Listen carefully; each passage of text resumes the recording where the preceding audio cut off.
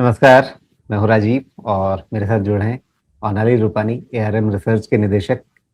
और इस समय इन्हें गुड मॉर्निंग कहना ठीक होगा क्योंकि ये अमेरिका में बैठे हैं। यहाँ हमारी दिल्ली में तो रात हो चुकी है, लेकिन ये अभी सुबह की धूप देख रहे हैं।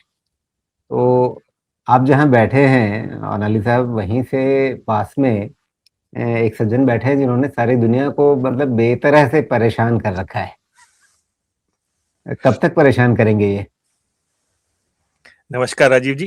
पहले हम अपने से संवाद शुरू करते हैं। इट्स सच अ प्लेजर कि आपसे इस बातचीत करने का मुझे मौका मिल रहा है।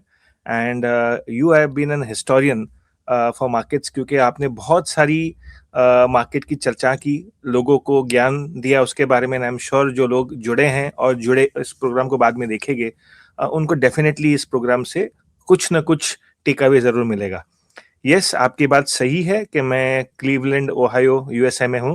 एंड यहाँ पे एक वननेस सेंटर है जो लोगों को जोड़ने के लिए बना है और लोगों को ये बताता है कि आपके अंदर में वो दैविक शक्ति है, और वो दैविक शक्ति हर उस इंसान में है और उसको आपको रिस्पेक्ट करनी चाहिए। तो it is the oneness centre where I am right now. और ये एक वननेस का मैसेज पूरे वर्ल्ड में फैलाती है यहाँ से। यस, इसी देश में एक इंसान है जिन्होंने बहुत एक्सट्रीम स्टैंड ले रखा है, बट आई वुड से उनमें भी डिविनिटी है। अगर उनको भी सही तरीके से रिकॉल किया जाए या उनको सम्राट अशोक की कोई स्टोरी सुनाई जाए कि युद्ध के बाद क्या होता है, और जब आपका कॉन्शियंस बाइट होता है उसके बाद कि आपने इसकी तबाही करके क्या पाया। So I think these things have to reach out to him. And जो डिसीजंस वो ले रहे हैं, डेफिनेटली इन्होंने पूरे वर्ल्ड ऑर्डर को डिस्टर्ब कर दिया है। और अच्छा नहीं लगता कि हम उनके बारे में ऐसा कुछ बोले, क्योंकि उनके पास काफ़ी अच्छे एनालिस्ट उनके पास हैं। बट उनके लिए, मेरे लिए मन से एक ही मैसेज है कि war is never a solution, war is just unethical business. तो ये प्लीज, हम बिजनेस और अच्छे तरीकों से भी कर सकते हैं। Let's not put human lives at stake, and peace is very very important and we should stand for peace. जी। ये बहुत महत्वपूर्ण बात है कि हमें शांति के पक्ष में रहना चाहिए और भारत का हमेशा ही यही नज़रिया रहा है।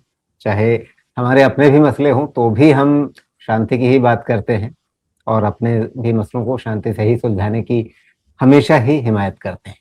लेकिन फ़िलहाल अभी बाज़ार के नज़रिए से देखें तो अभी 24 घंटे का अल्टीमेटम वो सुना रहे हैं और जिस भाषा में सुना रहे हैं, वो भाषा अगर मैं उनका ट्वीट पढ़ के सुनाना चाहूँ तो हिचक हो जाएगी मुझे कि भई, अब उन्होंने जो लिख दिया है अमेरिका का राष्ट्रपति होते हुए, उसे मैं कैसे बोलूँ यहाँ पर आपके सामने या अपने दर्शकों के सामने। अ, ये तो ख़ैर उनकी हालत है, लेकिन उससे परे हमें बाज़ार के लिए इसका मतलब समझना पड़ेगा। अ, क्या वो फिर से चिकन आउट करेंगे या फिर अ, अगर वो कहते हैं, जो इस बार अगर उन्होंने कर दिया कि वो नर्क की बारिश करने वाले हैं, तो उस नर्क में क्या खुद अमेरिका के लोग भी झुलसेंगे? क्या उस आग के छींटे हमारे ऊपर भी आएँगे? क्या देख रहे हैं आगे आप? सी, जैसे कहते हैं कि हर इंसान का एक पैटर्न होता है, तो आई थिंक उनका पैटर्न लोगों ने समझ लिया है। सो और एक चीज बहुत इंपॉर्टेंट होती है, not only true for one gentleman but everybody, कि आदमी थ्रेट दब देता है जब वो खुद फियर में होता है। तो I think I have answered the question correctly.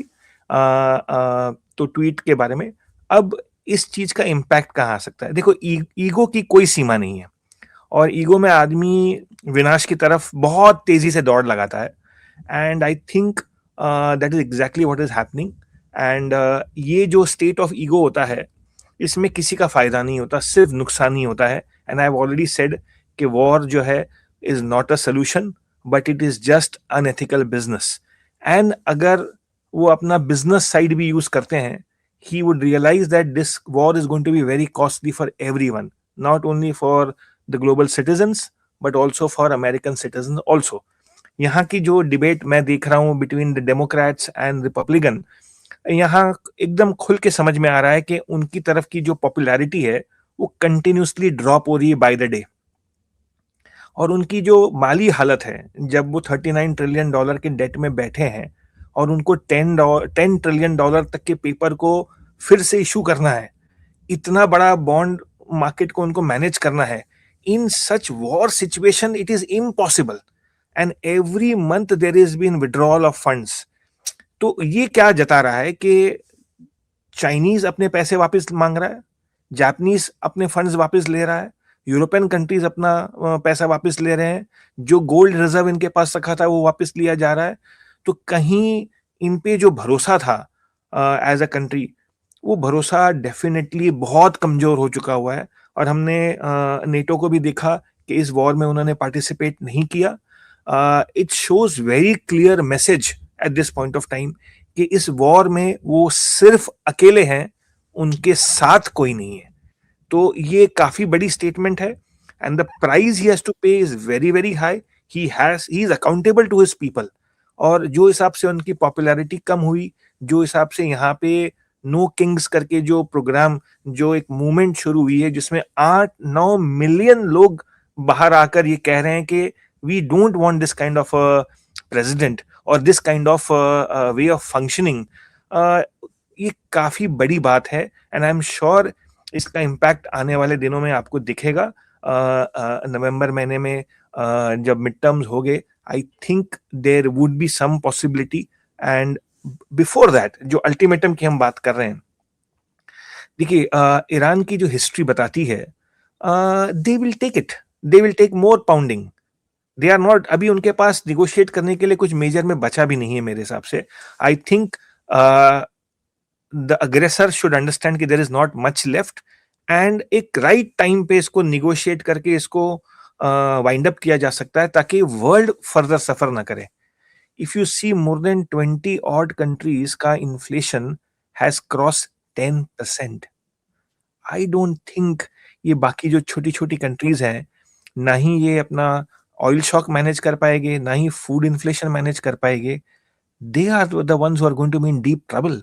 तो वॉर का प्राइस तो सभी को पे करना पड़ेगा।